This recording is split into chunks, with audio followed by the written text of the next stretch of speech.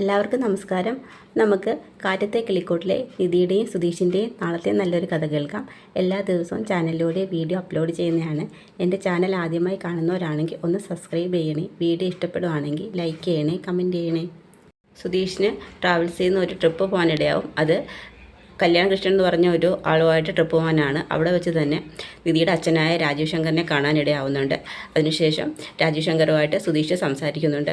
തൻ്റെ മകളെ ഒരാഴ്ചയ്ക്കുള്ളിൽ ആ വീട്ടിൽ നിന്ന് രാജീവ് ശങ്കറിൻ്റെ വീട്ടിലോട്ട് തിരിച്ചു കൊണ്ടുവരുന്നൊരു വെല്ലുവിളി സുധീഷുമായിട്ട് രാജീവ് ശങ്കർ നടത്തിയിട്ടുണ്ട്. അവിടം വരെയാണ് നമ്മൾ കഥ പറഞ്ഞ് അവസാനിപ്പിച്ചത്. അതിൻ്റെ തുടർഭാഗമാണ് ഇന്ന് പറയുന്നത്.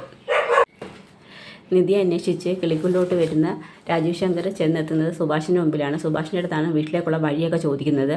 അപ്പോൾ ചോദിക്കും, വീട്ടിലേക്കുള്ള വഴി ചോദിക്കുന്നത് ഭാസ്കരൻ്റെ വീട്ടിലെ വഴിയാണ് ചോദിക്കുന്നത്. ആ സമയത്ത് പറയും, എന്താ അങ്ങോട്ട് പോകാൻ കാര്യം? പറഞ്ഞാൽ അത് എൻ്റെ മോളെ കാണാൻ വന്ന നിധി എന്ന പേരെന്ന് പറയും. ഓ, നിധിയുടെ അച്ഛനാണോ? ഞാൻ നിധിയുടെ ഭർത്താവിൻ്റെ ചേട്ടനാണെന്ന് പറയും. എൻ്റെ അനിയനാണ് നിധിയെ വിവാഹം കഴിച്ചിരിക്കുന്നത്, സുധീഷിൻ്റെ എന്ന് പറയും. ഓ സാറ് വരൂ, ഞാൻ വീട് കൊണ്ട് കാണിക്കാമെന്ന് പറയും. അല്ല, കാറുണ്ട്, കാറിൽ പോകാമെന്ന് പറയും. അങ്ങനെ അവരെല്ലാവരും കൂടി കാറിനകത്തോട്ട് വരികയാണ്. ആ സമയത്ത് നിധിയും നികേഷും ഒക്കെ വീട്ടിലുണ്ട്. നിധിയെ സുഭാഷ് അവിടെ ചെന്നിട്ട് മോളെ ഇനി വന്നേ, മോക്കൊരു സർപ്രൈസ് ഉണ്ടെന്ന് പറയും. അങ്ങനെ പറയും. നിധി ഇറങ്ങി വരുമ്പോൾ, എന്താ സുഭാഷ് ചേട്ടാ, ഇതേ നോക്കി ആരാ വന്നിരിക്കുന്നതെന്ന് നോക്കുമ്പോൾ കാറിൻ്റെ പിൻസീറ്റിൽ നിന്ന് രാജീവ് ശങ്കർ ഇറങ്ങി വരികയാണ്. അച്ഛനെ കാണുന്നത് നിധി ഓടി വന്ന് കെട്ടിപ്പിടിച്ചാൽ കരയൊക്കെ ചെയ്യും. ചോദിക്കും, അച്ഛാ എന്നാലും അച്ഛൻ എന്നെ കാണാൻ വന്നല്ലോ, പിന്നെ എനിക്ക് എൻ്റെ മോൾ എത്ര ദിവസം പിരിഞ്ഞിരിക്കാൻ കഴിയും എന്നൊക്കെ പറഞ്ഞാൽ കരയാണ്. ആ സമയത്താണ് ഭാസ്കരനും അങ്ങോട്ട് വരുന്നത്. ഭാസ്കരനും ഇത് കാണുമ്പോൾ സന്തോഷവും, പക്ഷേ ഭാസ്കരനൊരു സംശയം തോന്നും. കാരണം പെട്ടെന്ന് എന്താ ഒരു പ്രതീക്ഷിക്കാതൊരു വിസിറ്റ് എന്ന് പറഞ്ഞ കണക്ക്. അപ്പോഴത്തേക്ക് സുഭാഷ് ഓടി വന്ന്, ഭാസ്കരൻ ഹോളിൻ്റെ ഫ്രണ്ടിലാണല്ലോ കിടക്കുന്നത്. അപ്പോൾ അതിൻ്റെ കട്ടിലിനടിയിൽ കുറച്ച് കുപ്പിയും ഗ്ലാസ്സും ഒക്കെ ഇരിപ്പുണ്ട്. അതെല്ലാം എടുത്ത് മാറ്റും. ഉടനെ സുഭാഷ് പറയും, ഭാസ്കരൻ ചോദിക്കും, എന്തുവാണ് ഈ കാണിക്കുന്നത്? അത് നിധിയുടെ അച്ഛൻ വന്നാൽ കണ്ടില്ലേ, ഇതൊക്കെ എടുത്ത് മാറ്റാൻ പറയും. അങ്ങനെ അതെല്ലാം എടുത്തങ്ങ് മാറ്റുകയാണ്. അപ്പോഴത്തേക്ക് പറയും, എല്ലാവരും പുറത്ത് നിൽക്കുന്ന എന്താ, അകത്തോട്ട് കയറി വരാൻ പറയും. അങ്ങനെ എല്ലാവരും അകത്തോട്ട് വരികയാണ്. ആ സമയത്ത് കുടിക്കാൻ വെള്ളമെല്ലാം കൊണ്ട് കൊടുക്കും. ചോദിക്കും, സാറ് കുടിക്കുമെന്ന് ചോദിക്കും. അതിനെന്താ?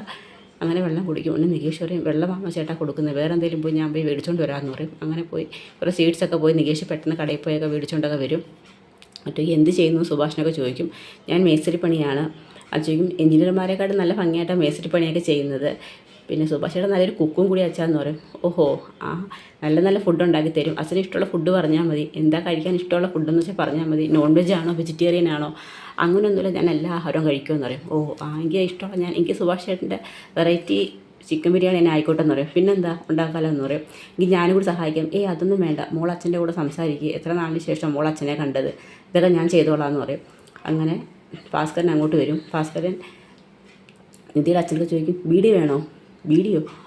വേണ്ട, ഞാൻ വലിക്കത്തില്ലെന്ന് പറയും. ഉടനെ നികേഷ് എന്താ അച്ഛാ ഇത് ഇങ്ങനെയൊക്കെയാണ് ചോദിക്കുന്നത്? പിന്നെന്താ, ഞാനൊരു ബീഡിയോ ആണെന്നല്ലേ ചോദിച്ചോളൂ. ചേട്ടാ അതിപ്പോലെ കുഴപ്പമായോ എന്ന് പറയും. അല്ല, എനിക്ക് വേണ്ടാഞ്ഞിട്ടാന്ന് പറയും. എങ്കിൽ ശരി, അങ്ങനെ ആവട്ടെ എന്ന് പറയും. ഉടനെ നിധി പറയും, മോൾ അച്ഛനോട് സംസാരിക്കാമെന്ന് പറയും. സുഭാഷ് പാചകം ചെയ്യാൻ അടുക്കലോട്ട് കയറുവാണ്. ആ സമയത്ത് നിധിയും കൂട്ടിക്കൊണ്ട് രാജീവ് അകത്തോട്ട് കയറും. അകത്തോട്ട് കയറി റൂമിലോട്ട് സംസാരിക്കും. ചോദിക്കും, ഈ റൂമിലാണോ മോൾ കിടക്കുന്നതെന്ന് ചോദിക്കും. അതെ, എന്നാലും എനിക്കിതങ്ങോട്ട് വിശ്വസിക്കാൻ പറ്റുന്നില്ല മോളെ. ഈ പൊട്ടിപ്പൊളിഞ്ഞ വീട്ടിൽ എൻ്റെ മോളെ എങ്ങനെ താമസിക്കുന്നു? നിന്നെ ഞാൻ എങ്ങനെ വളർത്തിക്കൊണ്ട് വന്നു, ഒരു രാജകുമാരിയെ പോലെ. അതിന് സൗകര്യത്തിൽ നീ കഴിയണമെന്നാണ് ഞാൻ ആഗ്രഹിച്ചത്. പക്ഷേ നീ ആയിട്ടത് അച്ഛാ, എനിക്കിതിലും കൂടി സങ്കടവുമില്ല, എനിക്കിവിടെ സന്തോഷമാണ് അച്ഛാ. പിന്നെന്താ പ്രശ്നം? അതായിരിക്കാം, പക്ഷേ നമുക്ക് കാണുമ്പം സഹിക്കാൻ പറ്റത്തില്ല മോളെ എന്നൊക്കെ പറയും. അച്ഛനെ അതൊന്നും ആലോചിച്ച് വിഷമിക്കേണ്ടെന്ന് പറയും. അച്ഛൻ വരുന്ന കാര്യം അമ്മ അറിഞ്ഞു. ഞാൻ ആരോടും പറഞ്ഞിട്ടില്ല, ഒരു ബിസിനസ് മീറ്റ് ഉണ്ടെന്ന് പറഞ്ഞുകൊണ്ടാണ് ഞാൻ ഇറങ്ങിയെന്ന് പറയും വീട്ടിൽ നിന്ന്. അങ്ങനെയാണോ എന്ന് ചോദിക്കും. അപ്പോഴത്തേക്ക് ഹോളിലോട്ട് തിരിച്ച് നിധി പറയും, എങ്കിൽ ഞാൻ പോയി അടുക്കളയിൽ സുഭാഷ് ചേട്ടനെ സഹായിച്ചിട്ട് വരാമെന്ന് പറയും. ശരിയെന്ന് പറയും. അങ്ങനെ രാജീവ് ശങ്കർ പുറത്തോട്ട് ഇറങ്ങിയാണ്. ആ സമയത്ത് ചോദിക്കും, ഇത് സുധീഷിൻ്റെ സ്വന്തം വീടാണോ എന്ന് ചോദിക്കും.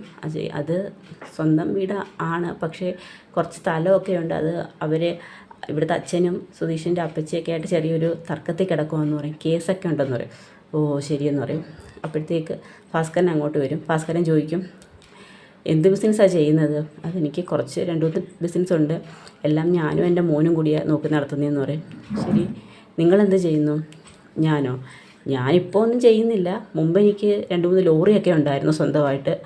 അതിൻ്റെ ഓണറും ഡ്രൈവർ ഞാനായിരുന്നു പറയും. പിന്നെ അതിനുശേഷം ഞാൻ ഒരു കേസിലൊക്കെ പെട്ടായിരുന്നു. ഞാൻ എൻ്റെ ഭാര്യയെ കൊന്നു എന്നൊക്കെ പറഞ്ഞൊരു കേസൊക്കെ വന്ന്. അപ്പോൾ രാജീവ് ശങ്കർ ഞാൻ നോക്കുകയാണ്. അതൊക്കെ അത്ര ശരിയായ കാര്യമൊന്നും അല്ലായിരുന്നു. അത് വെറുതെ ഞാൻ അകപ്പെട്ടു പോയതാണ്. അവളുള്ള സമയത്ത് എനിക്കൊരു സൗഭാഗ്യമായിരുന്നു. അവൾ പോയതിന് ശേഷം അവളെ ഞാൻ കൊന്നെന്ന് പറഞ്ഞ് കേസൊക്കെ ആയി. അതിനുശേഷം ഒരു ലോറി മാത്രമേ ഉണ്ടായിരുന്നുള്ളൂ. പിന്നെ അതുമൊക്കെ നഷ്ടപ്പെട്ടു. പിന്നെ ഞാൻ കുറച്ചാൾ ജയിലിലായിരുന്നു. പിന്നെ ജയിലിൽ നിന്ന് വന്നതിന് ശേഷം പിന്നെ ഞാൻ കുറച്ചാൾ നാട് വിട്ടൊക്കെ നിന്നായിരുന്നു. അതിനുശേഷം എല്ലാം പോയി. ഇപ്പോൾ കാര്യങ്ങളൊക്കെ നോക്കി നടത്തുന്നത് എൻ്റെ മക്കളാന്ന് പറയും. ഓ അങ്ങനാന്ന് പറയും. അങ്ങനെ അവർ തമ്മിൽ സംസാരിച്ചുകൊണ്ടിരിക്കുന്നിടത്താണ് നമ്മുടെ നാളത്തെ കഥ അവസാനിക്കുന്നത്.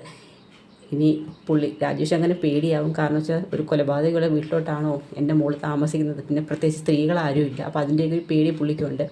എന്തെങ്കിലും തന്ത്രം ഉപയോഗിച്ച് നിധി അവിടെ കൂട്ടിക്കൊണ്ടുപോകാൻ വേണ്ടിയാണ് രാജേഷ് ശങ്കർ അവിടെ വന്നിരിക്കുന്നത്. ആ പദ്ധതി നടപ്പാവോ ഇല്ലയോ എന്നൊക്കെ നമുക്കിനി വരുന്ന ദിവസങ്ങളെ അറിയാൻ പറ്റും. അപ്പോൾ അതിനായി നമുക്ക് കാത്തിരിക്കാം. എല്ലാവർക്കും കഥ ഇഷ്ടമായെങ്കിൽ ഒന്ന് സപ്പോർട്ട് ചെയ്യണം. ഒരു നല്ല ദിവസം എല്ലാവർക്കും നേരുന്നു. നന്ദി.